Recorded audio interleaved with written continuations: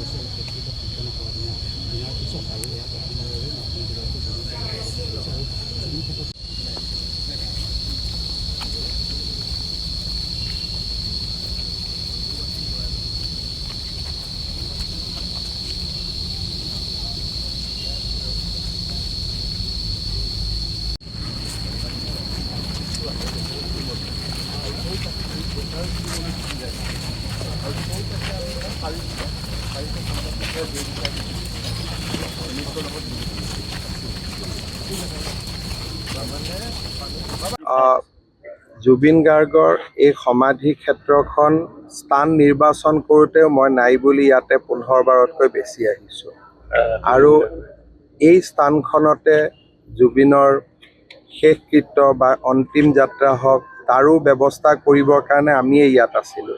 কিন্তু পিছত ৰাজনীতিৰ লগত জড়িত মানুহসকলে ইয়াক লৈ ইমান ৰাজনীতি কৰিলে যে এটা সময়ত ইয়াত আহিব বেয়া লগা হৈ গ'ল, কাৰণ ইয়াতে জুবিনতকৈ ৰাজনীতিৰ কথা বেছি আলোচনা হোৱা আৰম্ভ হ'ল।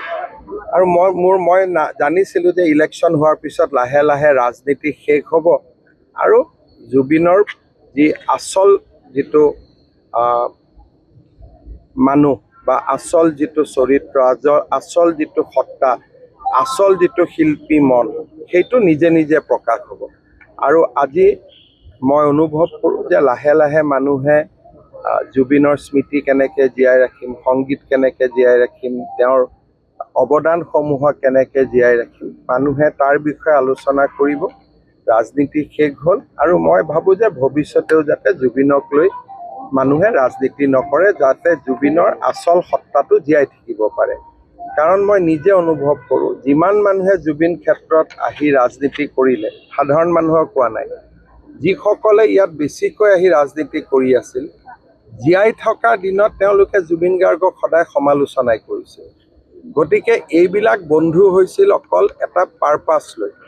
কিন্তু আমাৰ কাৰণে জুবিন অতীততো আছিল, বৰ্তমানো আছে, ভৱিষ্যতেও আমাৰ কাৰণে তেনেকৈ থাকিব, যেনেকৈ আমি জুবিনক পাইছিলোঁ। নিৰ্বাচনৰ পিছত তেওঁলোক অহা নাই, অহা নাহাটোত মই কোৱা নাই, কিন্তু যিটো নিৰ্বাচনৰ পুলিং বুথত জুবিন গাৰ্গৰ ফটো লগাই দিয়া, পাৰ্টি অফিচত জুবিন গাৰ্গৰ ফটো লগাই দিয়া, এইবিলাক মানুহে নিবিচাৰে।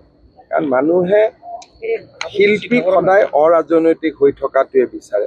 আপুনি যদি এটা কেন্দ্ৰত ভোট দিব গৈছে, বিজেপিয়ে পদুম ফুল লৈ বহি আছে, কংগ্ৰেছে হাতৰ ছবিৰ পৰিৱৰ্তে যদি জুবিন গাৰ্গৰ ফটোখন লৈ বহি থাকে, মানুহৰ খং উঠিবনে নাই?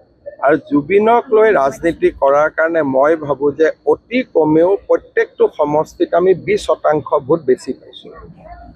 কাৰণ যিমান জুবিনৰ ফেন আছিলে সকলোৱে হয়তো নিউট্ৰেল থাকিলে কংগ্ৰেছকো দিলেহেঁতেন, বিজেপিকো দিলেহেঁতেন।